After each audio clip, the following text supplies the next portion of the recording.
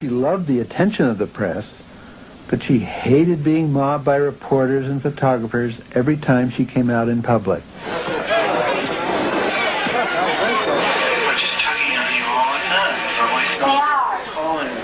They are, and I don't want to sound paranoid, but they are. They all like sort of a chunk, somehow. I mean, they kind of take like pieces out of you, and I don't think that they realize it. Where are you going from here? We're going to call her. Miss Monroe and I got in the Lord car. Apparently nobody has been seriously hurt or maimed. Or is really wonderful suffering as a result of this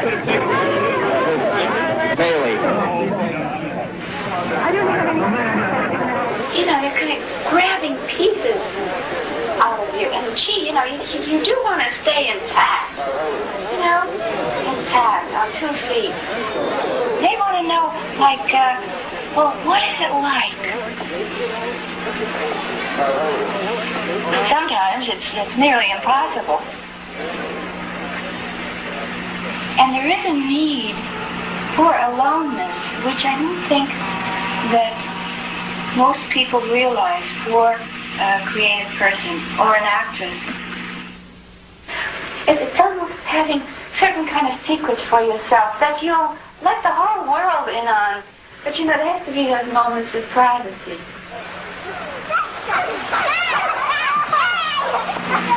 I used to laugh so loud and so gay. I would ask the boys, I said, can I ride your bicycle now? And they said, sure.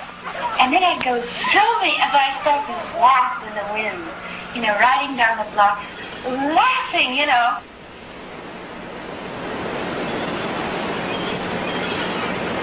But I loved the wind because it felt like it caressed me.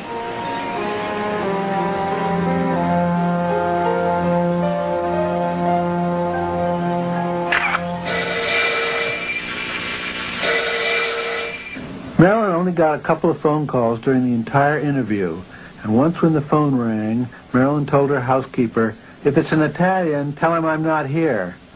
I believed she was referring to Joe DiMaggio. Marilyn had 3 marriages, but all were failures. She didn't even want me to mention her first marriage at age 16 to a sailor. Well, I have to explain to you, I was never used to being happy. So that wasn't something I was sort of counting on. I think I counted on this, yes, in marriage.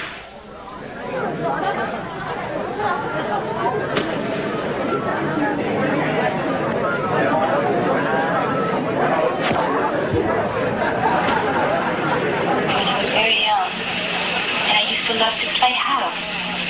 And you could pretend, you could say, hey, what about if you were such and such, and if I were such and such, and they'd say, oh yeah.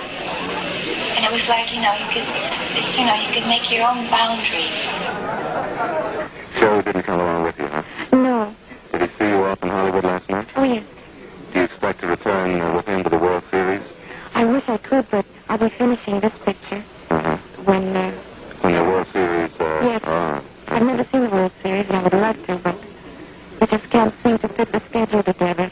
Miss Marilyn Monroe and Joe DiMaggio are presently having domestic difficulties. All I can say as her attorney is that this is what we would say with the conflict of careers. And I used to get the feeling, and sometimes I still get it. I think, gee, sometimes I think I'm fooling somebody. I don't know who. Maybe myself. Maybe others.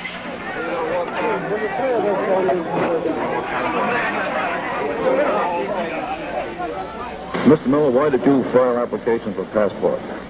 I wanted to go to England. For what reason? You guess. We'd like you to... I wanted to be with the woman who is going to be my wife. You mean Marilyn Monroe? That's correct. When are you planning to have some children? Well, I'm not married yet, dear.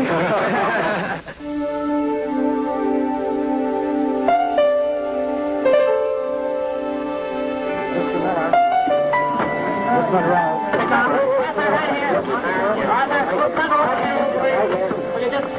What's your... Hey! Come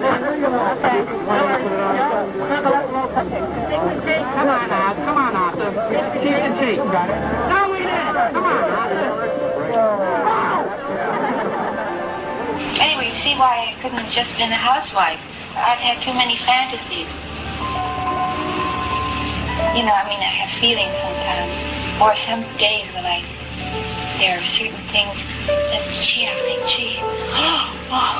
if only I were a cleaning woman. On the way to the studio, see somebody cleaning her. You know, I think, oh, that's what I'd like to be. I guess I'll settle for what I am.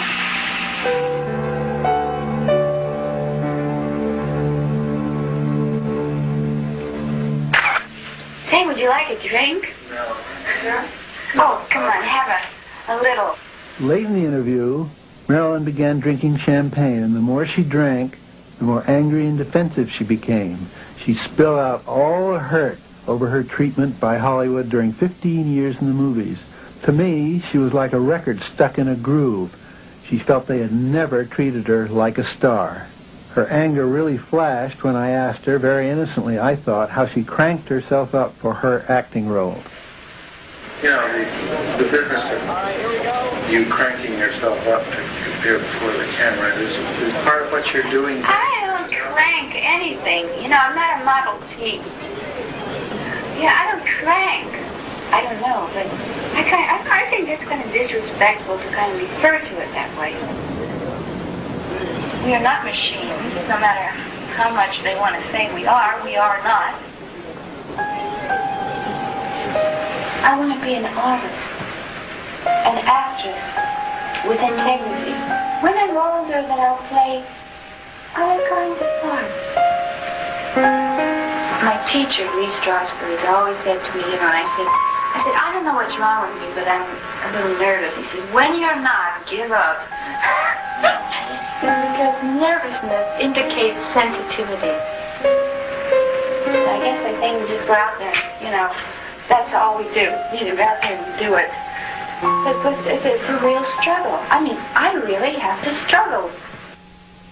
You've read there was some actor that once said about me that kissing me was like kissing Hitler. Well, I think that's, you know, his problem. And if I really have to do intimate love scenes with an individual who really has these kind of feelings towards me, then my fantasy can come into play. In other words, out with him, in with somebody else. There's somebody else there, not him. He was never there. I think, in fact, the public would be quite disillusioned the way the industry treats its stars. I remember when I got the part in Gentlemen Before Blondes, Jane Russell, she was the brunette in it, and I was the blonde. She got $200,000 for it, and I got my $500 a week, but to me that was considerable. But the only thing was I couldn't get a dressing room. And I said, I really got to this kind of a level. I said to them, look, after all, I am the blonde, and these gentlemen prefer blondes. Because they always kept saying, remember, you're not a star. I said, well, whatever I am, I'm the blonde.